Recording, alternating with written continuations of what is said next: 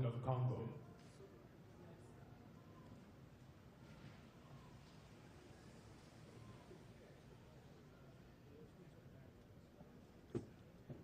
His Excellency Joseph Kabila Kabange, President of the Democratic Republic of the Congo.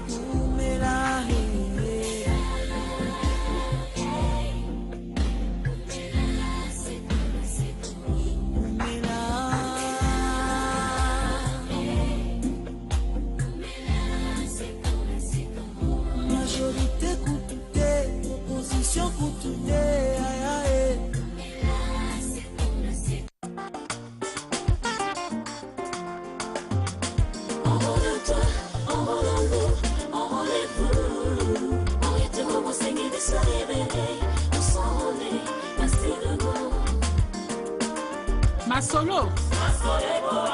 Pour la continuité de nos Masolo, et le Komoko Kaka. Enrôlement D. Le centre le plus proche vous attend pour me rendre encore plus proche de vous. Enrôle-toi, enrôlons-nous, enrôlez-vous. Masolo et Kokoba, c'est l'Anzela et enrôlement. Solo Yango. Enrôle-toi, enrôlons-nous, enrôlez-vous. De se révéler, nous s'enrôler, merci le mot.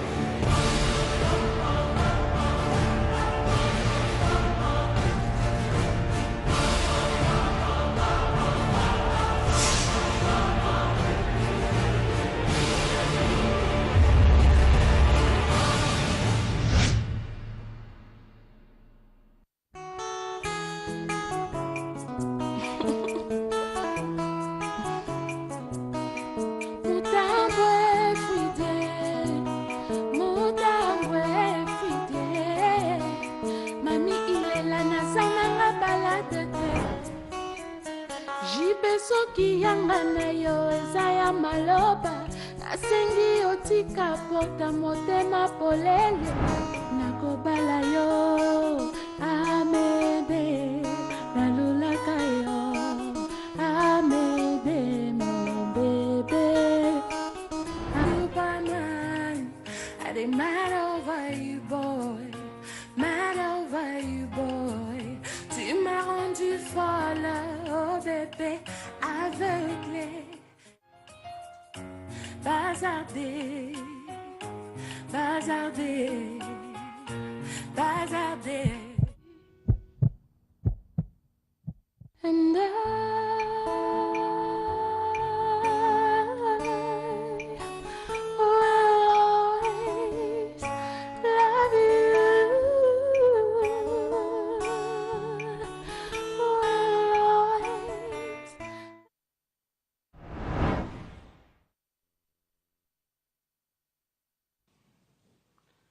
Bonjour et bienvenue dans le programme Nabiso ya Pesaboul. Pesaboul est allé programme Nabiso ya Sikanagata MATV. Après Debout Congolais, la voix du peuple. Alors les autres ont Pesaboul. Pesaboul, aujourd'hui je ne suis pas tout seul. Nazalina, le pasteur de la diaspora. Le pasteur est bienvenu, mais ça avec qui pour débattre un peu de sujet oyo et concerné le peuple congolais Mobimbagwa. On n'est pas venu ici pour parler sur les femmes de nuit, sur au moins Mongo, non, on n'est pas venu pour parler de ça. On est venu parler de sérieux, moi et les passeurs bienvenus. Mais avant la bande, moi, annonce-moi que dans la langue ça, ils ont concerné professeur W.G. Pambou.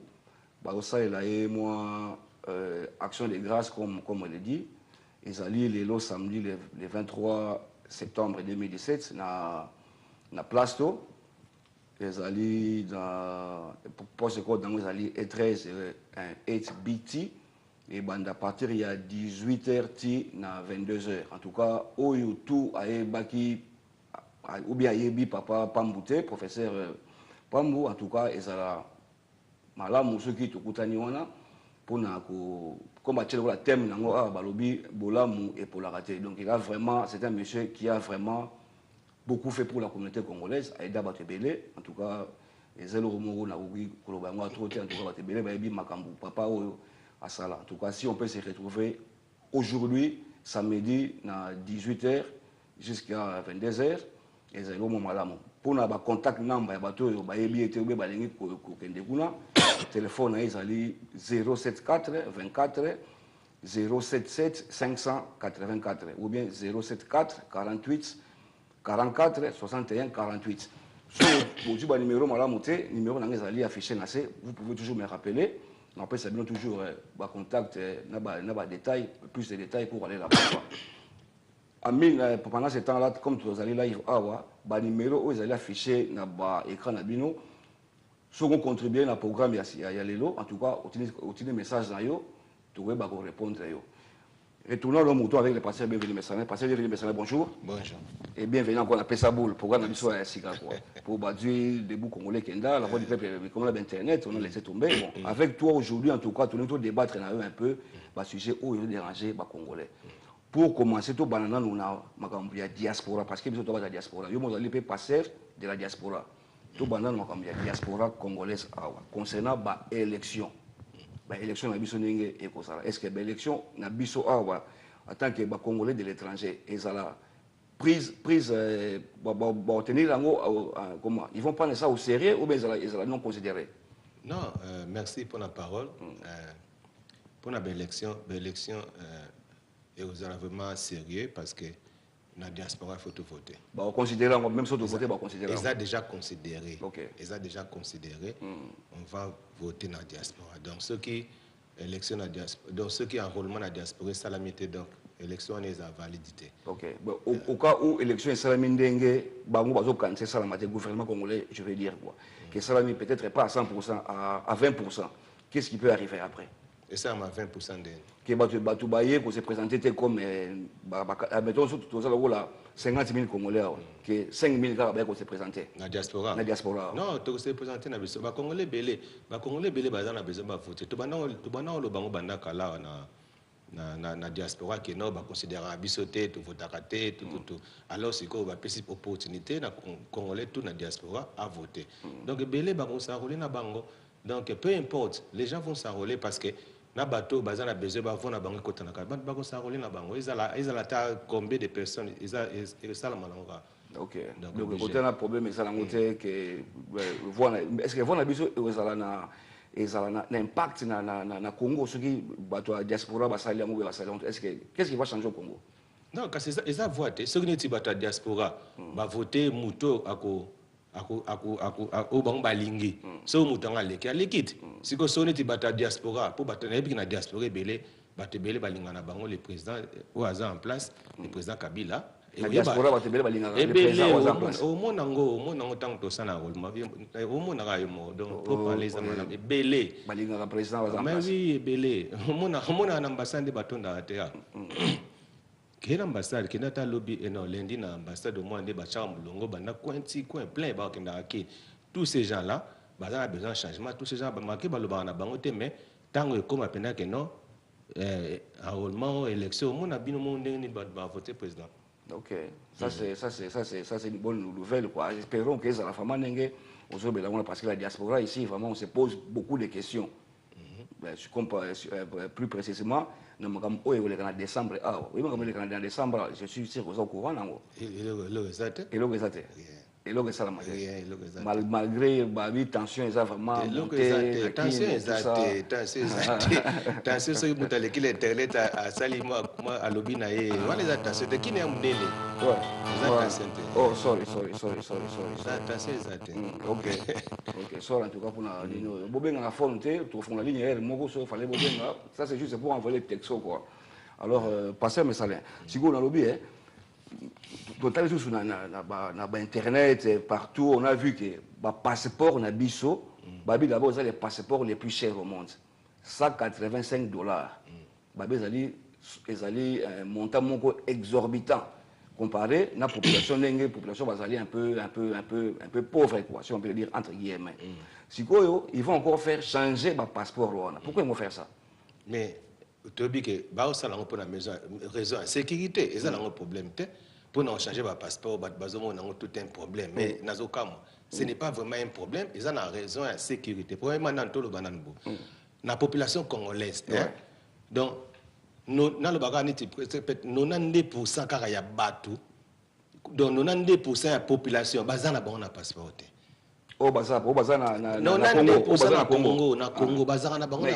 Comment ils vont souffrir ça parce qu'ils ont déjà trop cher. Donc pour le moment, dans le Congo, en réalité des choses, 92% de la population dans le Congo a un passeport. Donc ceux qui touchent 8%, il y a bateau qui a un passeport. Dans 8%, donc déjà 3% ont déjà un passeport biométrique. Donc il y a 5%. Donc 5% dans kaka. Ndé sikoyo bazo créer les problèmes siko ba 5% ba créer les problèmes ça ba nani ça ba toka ba Félix ba Moïse donc ba toi nyo sur ba ba naturalité douteuse ba on dit ba créer les problèmes parce que bio c'est normal c'est le cas naturel donc ça donc neti ba syndicat dokolo wana aza combien de nationalités maza pe na passeport congolais mais il n'est pas le seul à avoir mais on a solo bana hote il faut sécurité yo lingo za président Congo to libérer le soute salama kala so ndenge nini. Il faut original. Oya pinda, oye, donc chimisa pina yo, ba moni yo original. Au passer une interview. Si vous avez un passeport, il faut se décider soit net hier, aza angolais, aya sur côté nationalité na maman, il faut pour na. Ngo za Congo lo tikali bon, yang moni za na cadre de sécurité. Donc ce n'est pas que ba son va pour na osala. Mais le lobby est passé à message. Sur mutu lelo aza na 3-4 nationalités pour na yo ça problème. Non, c'est un problème, mais tant qu'on est la présidente de la République qui a Congo, mais il faut passer pendant une interview aux nationalité identité moko. Mais on a passé comme président Congo, on a assuré un passeport british, passeport belge, passeport américain, on a un passeport congolais. Mais quand il y a moi et aussi parce que bio et mais pourquoi ils ont changé ça? Ils ont c'est même pas 5 ans. Non, sécurité. Ouais, ça façon il y a ben da peuple là. Non, bon ni nanga ba ben na biso awa. Toza la biso ka so na 8% car il y a population au bazana ba passeport. Donc 92% de la population bazana ngote. C'est comme ba ben da. Dès que tu so ba ben da mbongo. Na lobby bato bazana passeport ma 8% na. Bako zanga na bango soki $100 te soki nini ya futa passeport baza bato bambongo te bako zanga ngo peut et puis mbongo ngo peso bazu yango et kota na caisse à l'état et kota na caisse à l'état na tala ki documentaire moko na internet balobi sur $185 pour yo nanga to futaka babika ka $65 et kota na caisse à l'état les restants et que na compte moko boye na compte gouvernement. Bon, et là, on a fait pour comprendre, moni biso, tant au cola, on a vraiment un cola, bah parents na biso, c'est l'éducation aux oies, toyebi makambo ebele leka na internet ezala nango lukuta. Non, ça c'est... Yango nazoexplike. Non, ce sont des... TV5 monde balobele makambo. TV5 monde bazoloba, TV5 bazala na kisasa te. Donc d'après yo, TV5 monde ont menti. Non, bakosi na bango. Donc bon, tout ça $85 wana que na kesa... Mbongo nyonso tout mais il y a une bonne partie que non na kesa l'État. Nous que na sur place. Mais que na ba frère ba futara ne que non normal. Donc, et ça, la gravité pour bon, on a tant de na caisse à l'État et qu'on aider la population dans le sens que des tokens élection, tout ça là, et pour na vote, où est le problème? Ce n'est pas mon fait. Et ça, la gravité. Est-ce que ceux qui passeport en Angleterre, ah, ceux qui ont congolais, nous avons passeport en Angleterre, ceux qui ont ceux qui descendent, nous avons 200 livres à foutre à passeport. Batwa foutre 300 livres pour nous avoir visa à Moniato côté dans la Londres. Bah foutre té, on a foutre. Mais la Londres passer de la diaspora, la Londres, oui quand même moi digner le monde naka.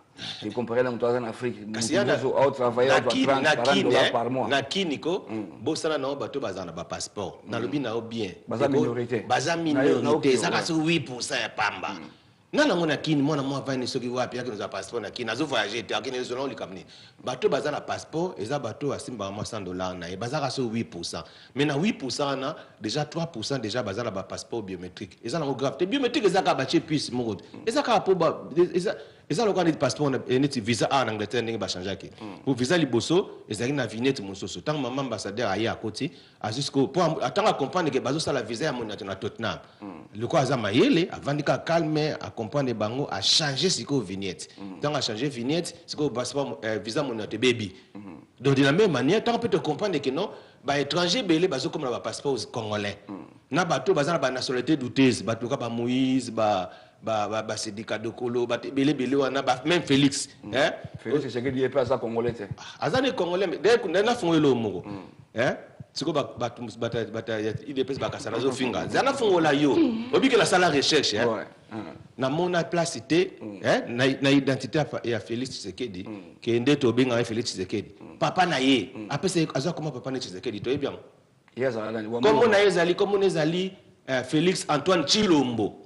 Comment se fait-il y a un leader Boulande logo un leader charismatique de Bolobaka Tshisekedi qui a un combo il y a Tshisekedi a pesa Félix c'était Félix a la combat Tshisekedi te comment on ezali Félix Antoine Chilombo azala mona Tshisekedi te mais kasi yango na to beta ba recherche pour abalana moi c'est na nanu moi ko na lobate azani bon nous sommes des Africains quand même ils ont prometé aza 100% congolais moi c'est na boye mo c'est nationalité na donc fait to tidier. Okay. Pour nga problème na nga ndenge nini azo combat Tshisekedi te. Donc il peut tamso azaki na tamso mais oui. Aza affaire biologique na. Oh mais tozo idée caméra na kin tozo tidie to tidie ye kale tala soko lingo comme président Congo hein. Mais bon diaspora siko mabeni ni bato babona lokola na Moïse Katumbi be ba syndicat dokolo wana. Pourquoi les gens ils voient mal que na bango ba comme ba diriger Congo. Non, pourquoi bango ba congolais là. Non, travailler wala ma bête mais le problème c'est que il faut renoncer là ba identité no mususu. Donc neti Moïse to Moïse fa renoncer que fa renoncer passeport zambien na ba passeport italien ba passeport belé. Mais ça c'est pas grave, ça c'est pas grave. Mais yangona kasi yangona siko ba che biométrique o ya interview na biométrique o che misapi na yo ba monio tout aller tant ozo passer aller tout le monde ba bato ba passeport monsieur goye ba que non zara susu Zambie to comme congolais à 100% parce que liboso bané bazari ba maseki. Bio c'est quoi? Bio c'est original non? Mais c'est juste un passeport, attends bio ça non passeport là. Mais ça passeport mais siko tozo lo baké par sécurité pour la sécurité na biso ya ba congolais au mona mundele mo bo pas un passeport congolais mutu mo ba vanda kani na Angola soki tout ani na eloko ba dokolo na vanda na Angola azalaka ni kuna ba passeport congolais loko zeno ka ke no pesi no bimisi mabota na Congo na zala problème te mais tant que kuna zone ba passeport muso atambola na passeport congolais te ndenga bana atambola na. Mais ça arrive, et ça m'a quand même. Mais qu'est-ce que mais yango na siko passeport mo ko faciliter ba déplacement na. Yango il faisons na siko azo passeport normal. Azo passeport anormal ya ba congolais biométrique original. Donc tu puisses na yo makamutu ali siko tant yo salango donc ozonga siko za passeport angolais te.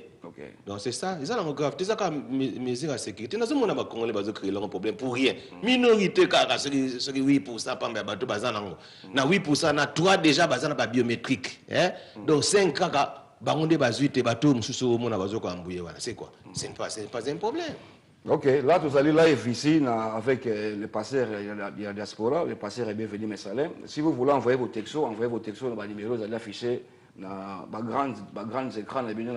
On aura toujours la possibilité de lire vos messages et puis, si possible, de répondre à vos questions. Quoi. Passeur de la diaspora. Si vous avez lobby que lobby dans que non, leader dans biso mingi comment la nationalité moko un peu douteuse. Est-ce que c'est service à renseignement dans la biso ba makamona te yo ozo appeler biso ngolelo. Kas eyebi et disons le kasikate eyebi le quoi c'est comme moni na mokili moni nous les Congolais ba politiciens sont très sages, très intelligents. Ba yebi na bango mais bazela kata na ta. Ozomon net makam tisiko le quoi te koki, tant porter koki.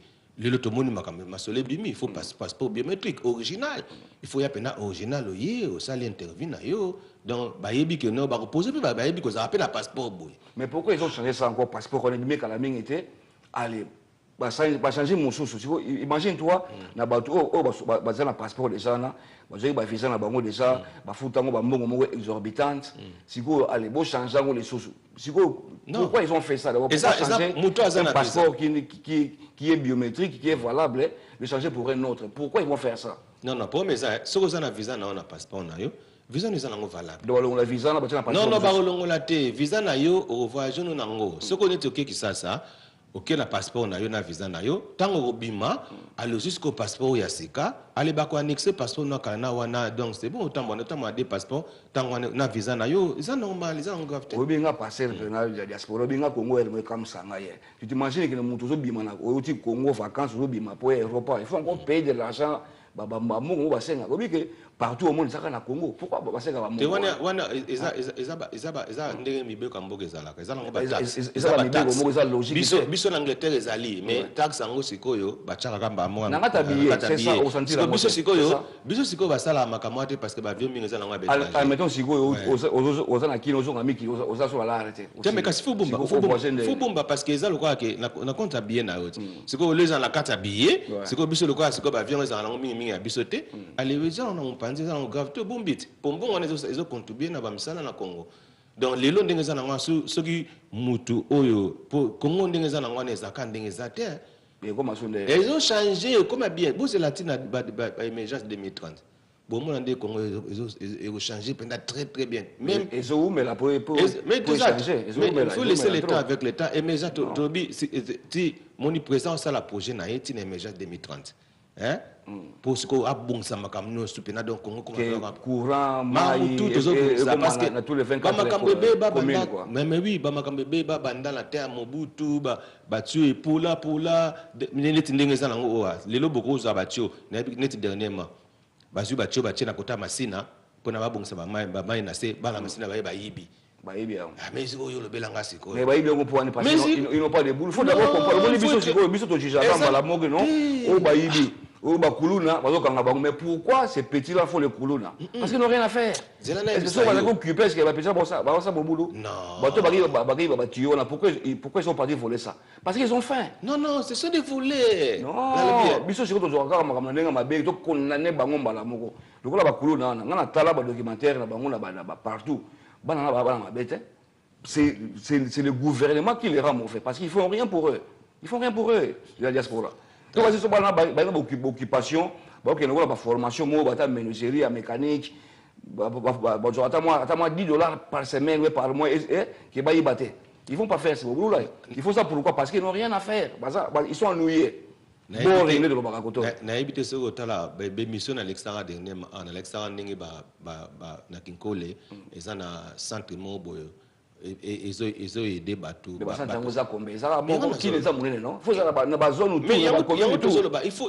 Il faut contribuer. J'ai une équipe na Welcome TV Sikoyo. Bana. Je t'encourage. Je t'encourage. Bana wana bana mingi bana chango. Ebele wana bazana bango ba combattant ba na olinga na bango gouvernement. Mais ce que tant on a na bango ba comprendre ba bikete en tout cas pas ça na raison. Bon tu pas comment bango mona que non c'est normal il faut travailler. donc baza bapetia chango pena bazaki bato balanda baloyenga ba Félix Tshisekedi mais ce qu'on a expliqué bana bi ba Félix Tshisekedi bolanda bango te parce que bango baza na bango bien asala ngani na gouvernement wana bango ba yebi goûter ka sala na gouvernement wana ozo na ndelo ba yebi goûter ke bafuta ka ye bango bakasi ke yepe bafuta ke te mais ngana bi aza payé ndeko ne pas à payer bolanda ka bango te ba yo comprendre il travaille baza normal donc ozo comprendre donc ndenge za awa donc ba emploi ko ya yango yango zo mona ke Congo lelo il faut ba jeune. Mais Bagène, c'est belé. Mais il y a un Bagène. Na Londres Bela na Londres baleka na télévision oh ba ofinga oh gouvernement mais bango na bakiti lakini ba kende kuna baza na ba député belé. Mais ça m'embête so. Te bien mais tanga za awa ça les contrats azo finga azo ba n'importe quoi ko finga mais c'est pas bien. Mais il y a un bon atal la réformation na Congo est-ce que tout ça ben un service de renseignement makasi. Service de renseignement zali le problème c'est quoi? C'est ça là. Et ça la nango mais bakipaka batute awa pourquoi parce que ba yebike na kati na Angleterre biso na baka na diaspora so bandolo ba bien pour na mboka batu ba combattre ba ya otaki yo makambe belebele mais ba combattre ngana na lisa ya ba collabo ba ke ba France ko mais yo le bien mais kasi yango tu ba collabo mais kasi ba ventrier kasi yango zo ba c'est des comédiens il faut en la carte pour comprendre que ba on ba ventrier mais comme mutu mususu normal a obanga na ye pour message na amesana na trouble te akola na timide a obanga ba obetanga na batebele trouble a obanga ebitike bazana bango ba ventrier bango monde basiko bazolianga bambongo na mupanzi yango moyi na kin bakipara bango te ba ventrier na baza ba ko to généraliser bango te ba ventrier na baza bango mais bazali minorité mais pour te baza minorité te la plupart ba leader na bango to yebi ngana na liste ba pesa ba que France ko bango mais oui kasi zo mais lelo moi même ba Moïse Katumbi malgré ce qu'on peut azala bien il faut langage nazo il faut que tu aies le langage ya ba combattant il est pas comme contre pour ça la bien mais à end of the day les gens encore que non moyen ka ko zakaka ozo moyen ya ko loba et puis moi pour Moïse Katumbi ba passer ba garde ko ba combattant ya diaspora ko mikolo good bazana mobulu pour présence en États-Unis les là obeta discours pendant kitoko nani Kabila oui les États-Unis calme côté pendant est très bien accueilli. Donc, Moïse Katumbi, Félix Tshisekedi, otala discours à faisant peut-être à McDonald's. Donc, même pas invité. Donc, d'après yo, nous avons un président Kabila, azana boule robimate quoi. Azana boule avant d'awana. Il y a la boule, c'est la constitution. La constitution, il y a changé chaque fois constitution. A changé na été. Toké concertation, toké dialogue, toké patati patata patata. Mais rien ne change. Et ça y était. Et le problème c'est que moni Congolais il faut te comprendre na biso. Il faut te comprendre moni moi na promesse ça moi na promesse. Moni poste ya la président de la République qui a un pays le Congo. Ouais. Ce que ça éli pas nzambe te okotate. De fois à la éli et pas Nzambe. C'est comme le quoi président Kabila na tant dans le combat Joseph.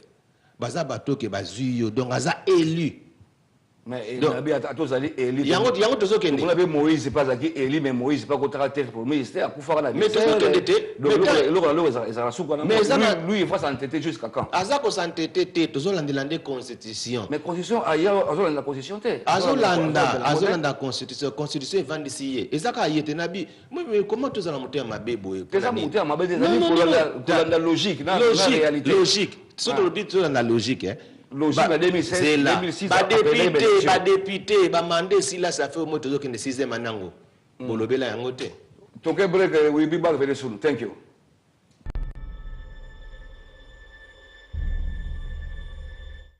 At Leica Mobile, we do things your way. Get 20% off when you buy. Welcome back sur Welcome TV. Tout ça toujours avec le passeur de la diaspora, le passeur Bienvenu Messalin. Tout du mois, moi, texte, message, en tant que passeur, bienvenue, Kalameng.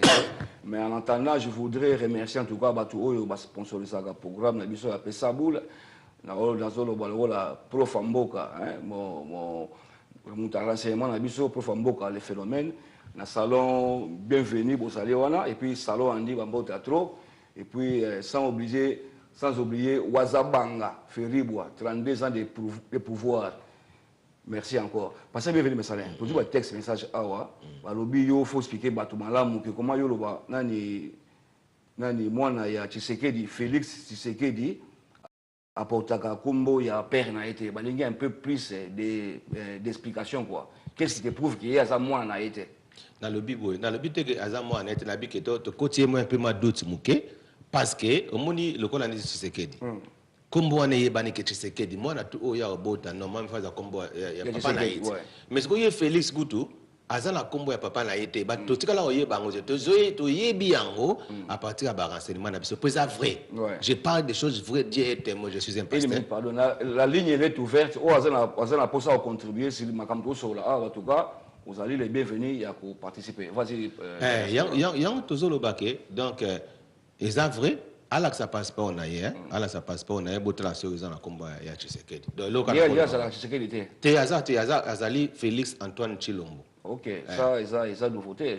Ils ont un passeport na eza bon Félix Antoine Tshilombo. Sikoyo ceux qui peut-être alinga ça la passeport à Sika, ceux qui ont komba Tshisekedi na yebite mais yango nazo kamwa ndenge nini aza na komba Tshisekedi te. Donc c'est ça. Ok. En tout cas, là, je voudrais encore rappeler la personne qui communique mon gros tout ça dans le service. Il y a Action de Grâce, il y a Papa Nabiso, le professeur de WJ Pambu, et Zali Lelo na Plasto. En tout cas, il y a de 18h à 22h. Papa ou Asali Ming pour la communauté. En tout cas, mon tout au hasard attend à libre Lelo. En tout cas, vous c'était c'est beau passer place au Rana, tout rendre Action de Grâce. Malgré qu'il est devenu un peu malade quoi. Corps pena et tiré pena bien fait mais à Osalarona pour la action de grâce les locaux balobi bola moué pour la rater quoi donc ils ont dit renze mon avocat les pambo pour la rater donc ça là nemoko ngamona ça la peona pour me donner en tout cas enveloppe l'année par professeur de WJ Pambo lelo na place pour plus de détails sur Boji ba coordonner mala monter mon numéro est là-bas appelez-moi après l'émission. Direct bino place ma solo en soir quoi. En tout cas là encore je remercie encore tous ceux qui nous suivent, tous ceux qui nous ont texté les messages. En tout cas là je salue encore mon ami Pichumbenza en tout cas place Ali naebi ko landa biso hero en tout cas merci beaucoup et puis Manolista Mano vous êtes déjà live et puis sans oublier Madame F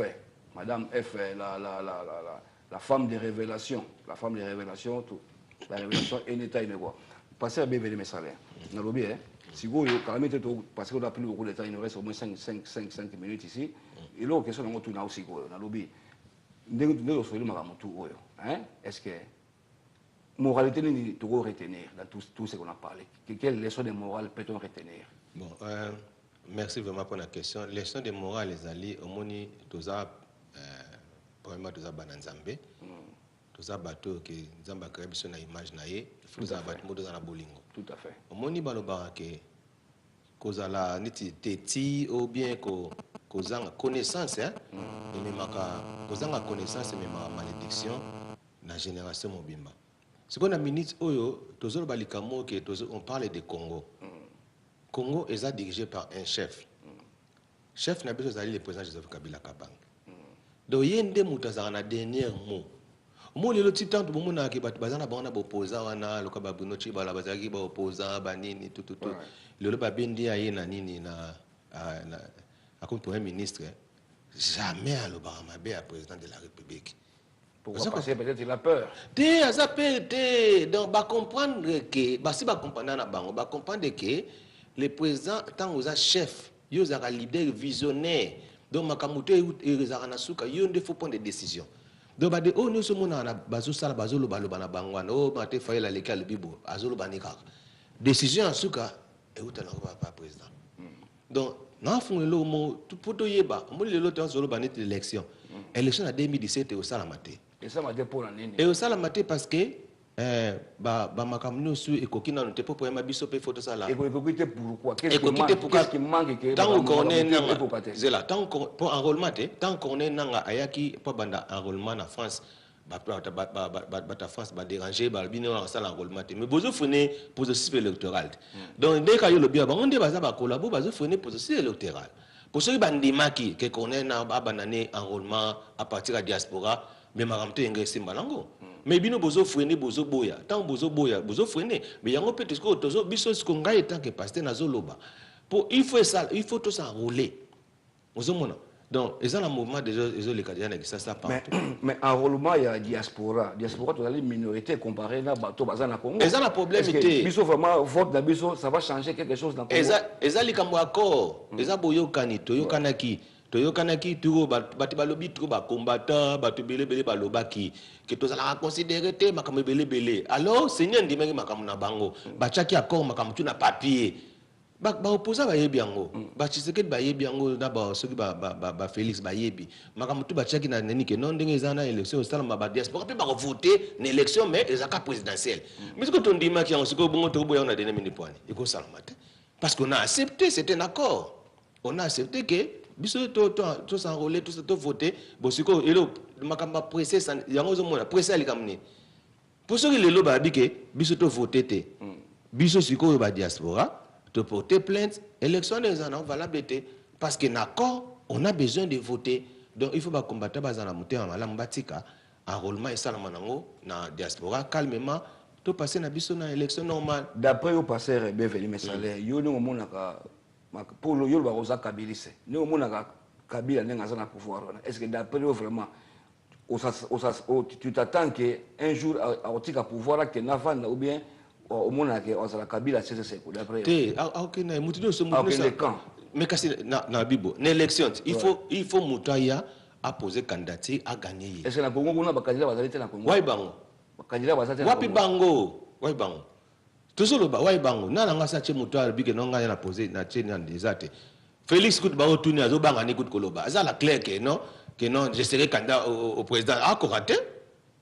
Mais bato bazo pousser babike non kutu ndenge za na ngwana lokola ba Moïse ba kokali sute ba liyo chata azo kokane ko lobate do azate so ko kaka bango ba lobara ke o mato fa ilo obeta ma meeting na France abio non je serai candidat je serai na ba Facebook na ba YouTube je serai candidat à la présidence mais est-ce que yo za candidat mais asali propagande asali wapi na so ke na bande ba ba yibi na bango yete.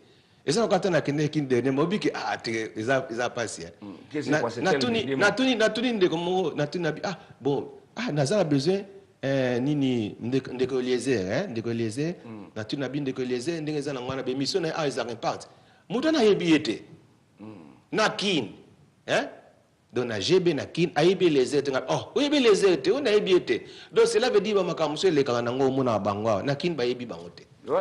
Rien. Ça, je suis d'accord avec toi. Yango au monde allait soutenir au soki mwana sembe a que ça la mobulu na selema ou na gombe kuna bazo tambona bango normal na yolo bazana bango no ba yebite ke auto tube mo esa na maki na selema pour atala na internet te atala na Facebook te biso ni na poto ndeto zo ko bango na kini rien. Boula Bonacé Mazaï n'a pas partagé Congo que l'État est comme indépendant. Yo mona ondé ni. Bandundu comme indépendant, Kassai indépendant, Bazaï, Baton, Équateur toi. Yo mona. Wana zo luka désordre parce que biso ba Congolais, même bateau ba finga na ta muto ayemba wana mona yemba mususu wana ya Mongo wana. Ya zape contre makamangoti.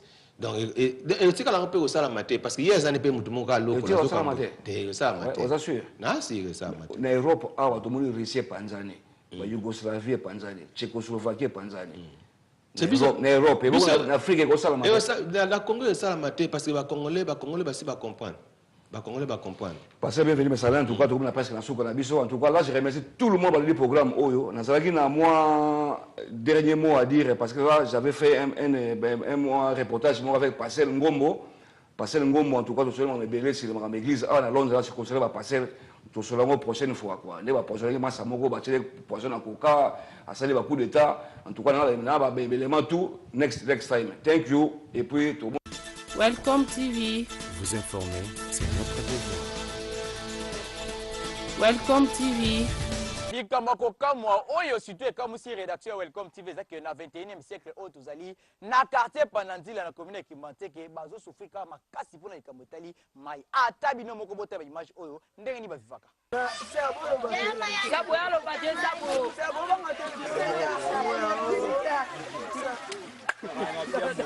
oh my God oh my mukali Voilà, quartier Pandémie. Précisément, on a fini. Ah, ok, ça baba. Balabala Munda, la commune ya Kingasani. Kimbantseki. Na commune ya Kimbantseki. Kasi Kingasani commune ya Kingasani. commune ya Kimbantseki. Donc pas si vraiment ils aient à Maï. Ah, pas ça ils aient à Maï. Ah maman. Ah, parce que ça mai ah neto zabo so mbule beti mai ko tepsona mapangu to zala mal à l'aise to fanda bien te pour rapezate so to comme 18 to kotina banda ko molili so mbule beti mai to ndaka moyen te ata biloko moyen na teke zate ndeto comme na mbula be so mbula ba beti beti biso na dola na te ba mai ko moko tatina katanda ko moyen ko fanda to bande zate message no la c'est ngala na lingi baya batinde so to batantere panzanzela poto za bien kala kaka soki eloko eza te bapanza mpe banzela batya banini tomona bampulu mpe ekota bakura mpo tozala bien.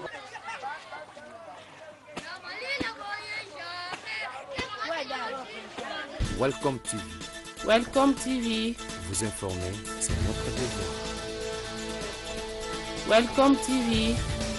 bayini basuki bayini basambwe o bakanisa keno ye akotika TV nani Raissa Vambili oyo asaki accident de circulation kasi na bokasi ya mabondeli ya pasteur bienvenue mesale esali keno abika akufate azaka na bomoyi bozo ba image oyo tokende kotala eti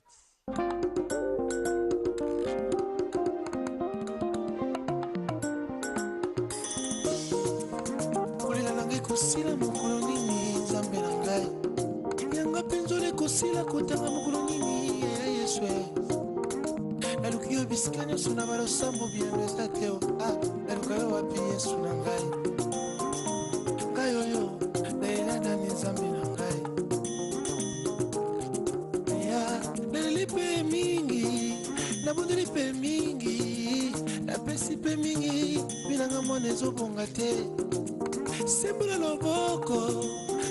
loboko ya yesu sembola loboko omwana nakomi kobanga na ngai naluka yo wapi yesu na ngai oyo nayelana nzambe bandeko mwana mwasi oyo bozali komona ezali bongo Raissa Vambili oyo toyebi ye na mosala ya journaliste musique pe cinéma lelo esali 1 mois et demi depuis azala hospitalisé na hôpital Fakam oyo ezomi bongo na commune ya Matete suite ya likama monene oyo akutanaki na yango mutuka etutaki ye kasi ya pasi ezalaki kaka ke mokumbi mutuka yango akimaki kasi ezali kaka grâce ya lisungi ya famille na ye pe na baninga na ye nde azali kosalisama papa baye nyonso basala bolamu kolansama makomi ozanga kobosana bango te seigneur ozanga te kobosana bolamu ya mosai na yo le docteur David Indie awa na se na moa olobi venez à moi vous tous qui êtes fatigués chargés je vous donnerai du repos oyanga repos eza wapi yesu pesanga repos kulia na pasi yaya pesanga repos olata na pasi yesu pesanga repos age pusani bandeko pesanga repos nzambe na ngai nabelelio na mongongo ya kokauka nabelelio lokola batime pembeni ya nzela ape nabelelio na mongongo ya kolela nalongwi pembeni na nzela nayenda nzela yoka ngai ozala te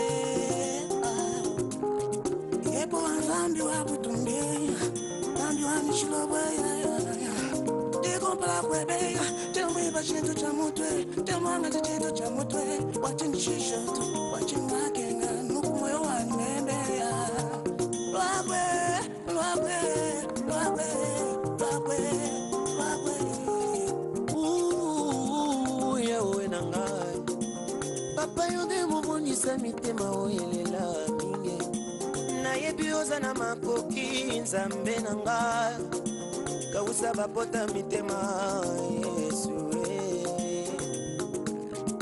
loba seli loba moko bomoi nayebika yesu Welcome TV. Welcome TV. Vous informer, c'est notre devoir. Welcome TV. Na quartier Mokali kuna na commune ya Kimontege population bazo souffrir makasi na likambo etali pasiere Beni Diabanza za ki wana pona kotuna mitune pa population bozo ba détail.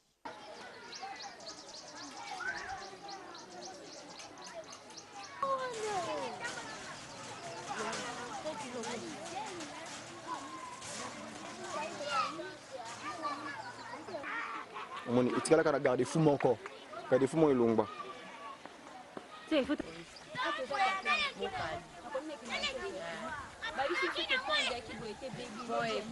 baby ma classe c'est qui prend mon bien vous parlez c'est qui a ma belle quand et baby donc il est comme bien ya ole kama kasi ko bon c'est la biso pon photo e bandi la ko ambula ndenge bandi boye na ko le teza la de fallait prendre des ala ya o de kabola bi no quartier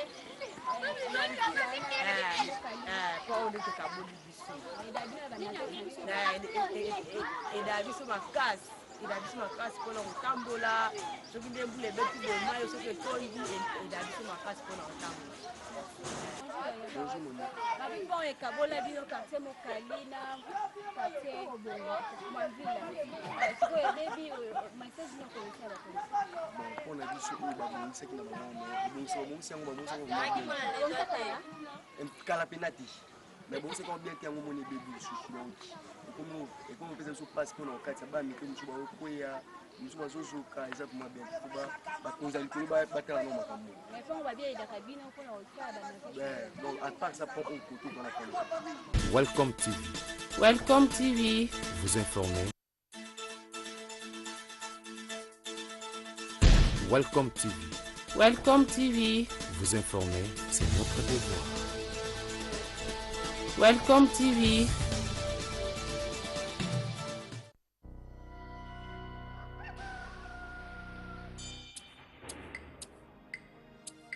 Bomo na ngai na sina moi kaka yo Nzambe. Ndo za makoki ya kosala na bomo ya moto.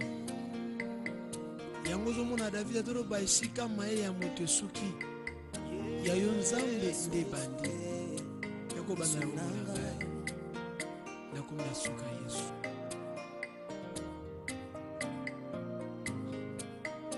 Kolo Yesu. Yoka kula ya motema. Yahweh nanga Sali nanga na tatura yo Yesu Iskana ningana komite papa nanga Sala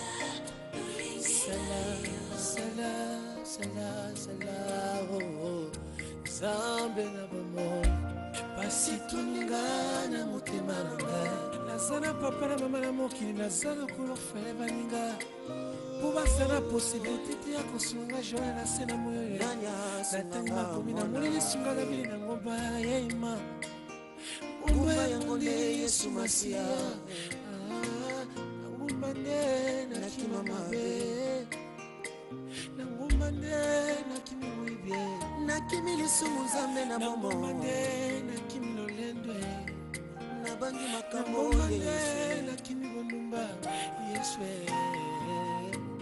ya salilanga yawe sana yo salila mwana na yo mulinga ya tengo nyonso soki osali te loba na ngai nani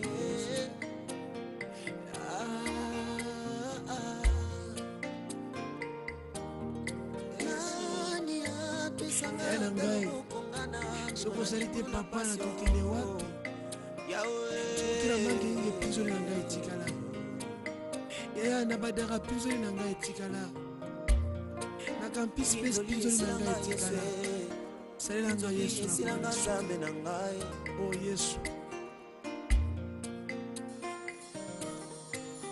Zabulu na Isakare papa otumbula bango Batu bazanga tina ye kulu yopisi bango tina Mona nazangi tina na yebi okupesa ngatine Mukulu zungusaka tina na bomo ya Jobe Yawe sarano mama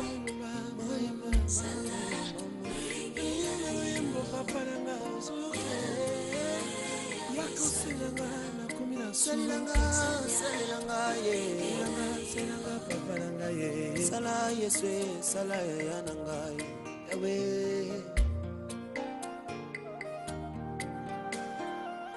oh yesu yaya sukusete musunani na banzela nanga nyonso ekomi minyoko mai na ngai bakomokosika ngai ntango nyonso longola soni na nga nzambe na bomoi zabuni zakare nzambe tukubabenisha bantu bachanana kumesu kwa zabuni zakare nzambe tukubabenisha bantu bachanana kumesu kwa bantu beba mwale chimushinga yowe ipo wangu tamushinga kupala kwa bantu nzambe wanyu yeah,